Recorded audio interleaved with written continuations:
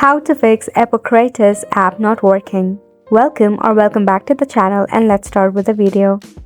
For this, first and foremost, you can go ahead and press and hold onto your Epocrates application. Head to App Info. Force stop it, then head to Storage and Cache and tap on Clear Cache. If you do not have this feature on your Android, you can open up your phone setting. From here, scroll down until you see Apps and tap on it. Select the option of All Apps and tap on the search icon. Search for Epocrates and tap on it. Repeat the same process of force stopping it and clearing up the cache.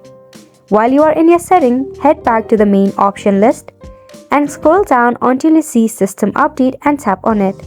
Make sure that your system is up to date as well. Once ensured, you can head back from here. Open up your Play Store or App Store if you are using iOS device. Search for Epocrates in the search bar.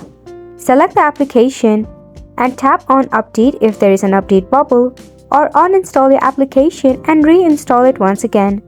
Check for your Wi-Fi connection. If your Wi-Fi is acting super slow, switch to your cellular data or enable your airplane mode for about 3 seconds and turn it back off.